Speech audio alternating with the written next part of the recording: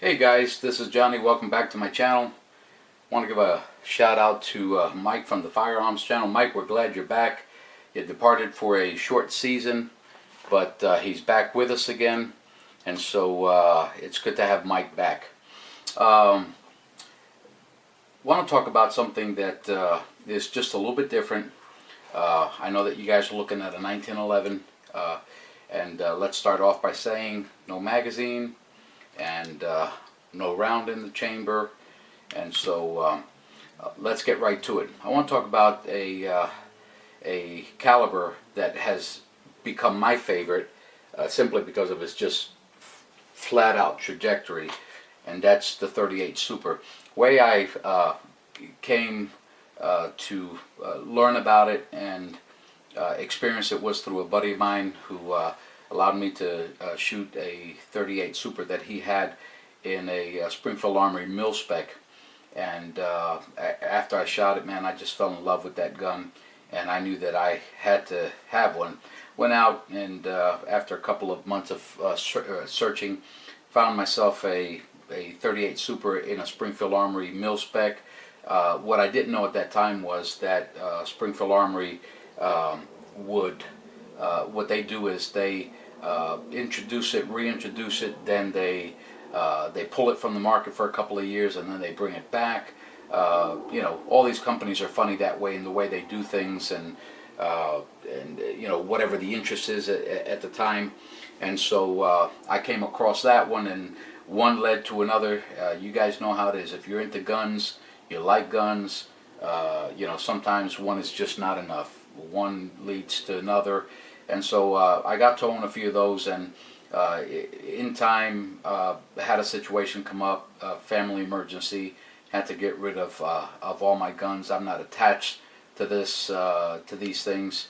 I love them, but family comes first. And you know, after a couple of years, things got better. I started adding to my collection again, and so I was never able to recover that 38 Super in the Springfield Armory in the mil-spec, which was a favorite of mine because it didn't have all the gloss, all the shine, all the stuff. Didn't have to worry about it getting scuffed up. But I want to talk a little bit today about the one that I have in my hand here, which is is my favorite, and this is the Colt Mark IV Series 80 government model, the enhanced version of the 38 Super. This is a fantastic 1911. The nice features about this, and you know, I've looked on YouTube, and there aren't a lot of people that have any reviews on the 38 Super. 38 Super in a 1911. You see a 1911, that's what it is. 1911. The only thing is that it's chambered for the 38 Super. You know, the extractor, the magazine, and the barrel are specifically made for the 38 Super to be chambered in the 38 Super. But as far as the 1911 is concerned, everything is purely 100% 1911. Anything that's on here can, you know, if your thing is Wilson Combat, you can just about change anything. Anything that's on this thing you can change, and you can do whatever you want with it. This Colt Mark IV has the extended, in the enhanced, has the extended beaver tail, and the beaver tail in this and the beaver tail, let's say, in the drop-ins from Wilson Combat are completely different. This has a low cut, and so when you grab it, your hand is a little bit lower. Some people like that high hold. They like it simply because they feel that it gives them better accuracy. But for whatever reason, whatever strange reason, I have a few that are like that, but whatever strange reason, in this Colt, I just love the way this beaver tail is. It's different. It's swept down instead of being swept up. It has the famous Commander hammer, you know, on it, which is very nice. Skeleton, see-through.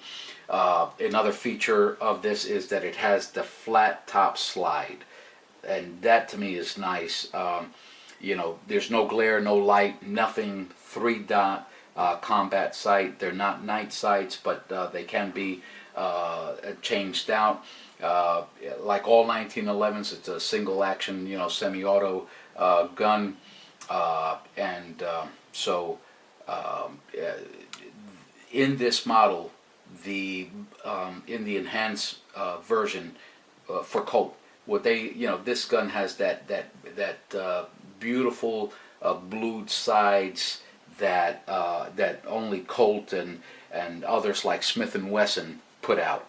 I mean, their bluing is just special. But it also has parkerized accents, so if you're out in the sun and high light, none of this stuff is going to bother you when you're out there shooting or anything. It's just on the sides. It's just a nice touch that they put on these. It has the checkered black rubber grips, and I have a Delta Elite, which I'm going to be making a video on, which has exactly the same type. And as you can see, these are the fully wraparound grips, with the Colt medallion on there, and they just feel great when you're out there and you're sweating in the heat. These they grip. You're not going to lose a hold of this weapon with this. Some people find that they're just a little bit too rough, too gritty, but this isn't a gun that I carry on me and that I fire. I don't put 500-600 rounds through this thing. I have shot it. I want to tell you, it's a lot more accurate than I am. The 38 Super flat trajectory, just fantastic.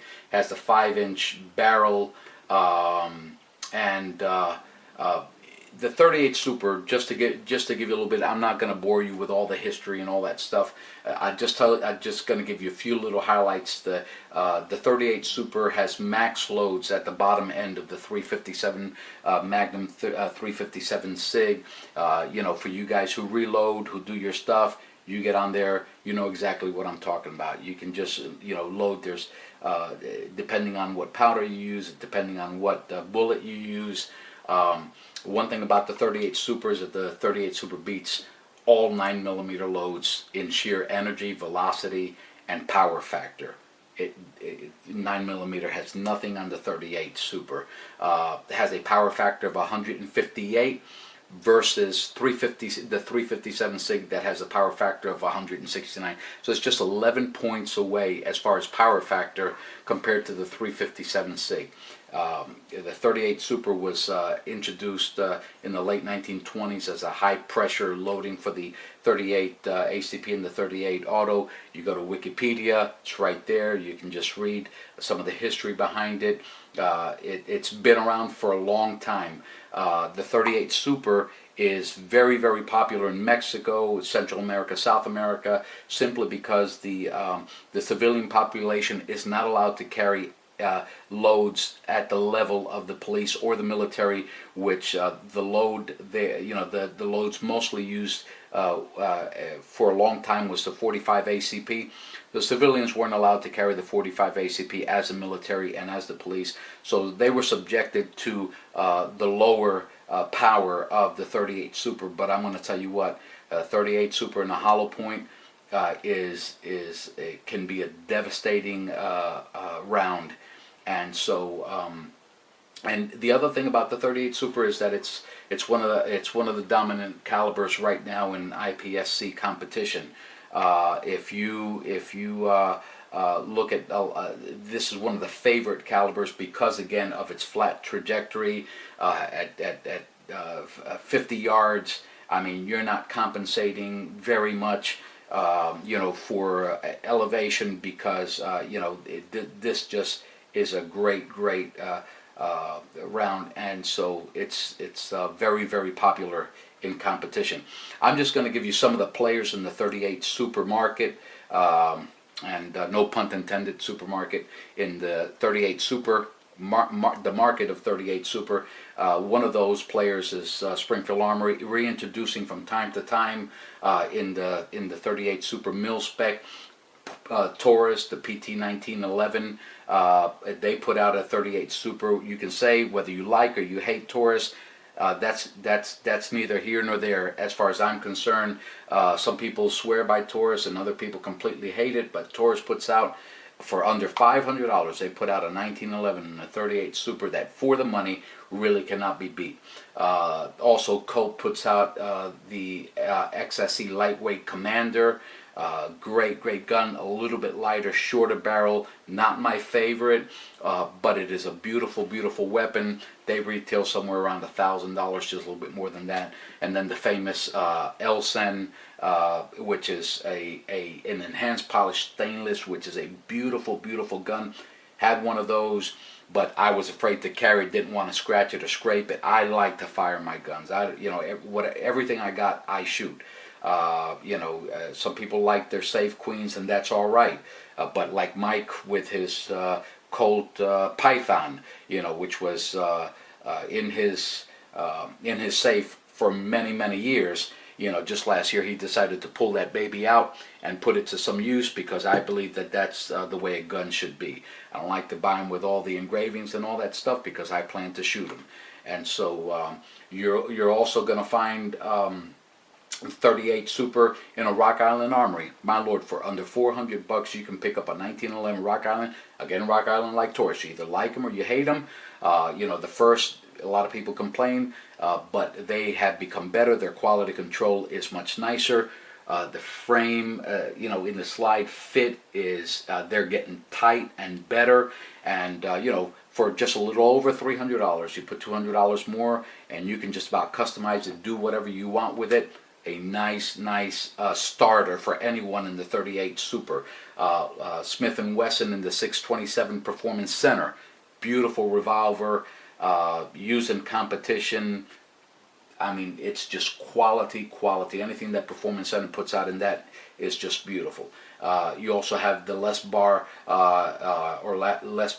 Ultimate Master, STI, Kimber. They're just a few to mention in the 38 Super, so they're out there. You say 38 Super, can't find the ammo, get online, man. Google it. Get on some of the forums. Get on Gunbroker. Listen to some of these guys on YouTube that have many years of experience, and PM some of those guys, send them a message, tell them where do you get your ammo. But if you ever shoot a 38 Super, you will enjoy it, and the ammo's out there. It's not any more expensive than any other ammo. If it's not easily accessible, you get your hands on some, think about reloading. It doesn't, you save a lot of money, save your brass, and reload, okay? Well, listen, that's it for now. This is Johnny. Thanks for watching my channel. Remember, thumbs up if you like, thumbs down. I can take constructive criticism. Leave some comments. You can subscribe up on top. Why don't you subscribe to my channel and show me that you like what I'm putting out. And until next time, thanks for watching.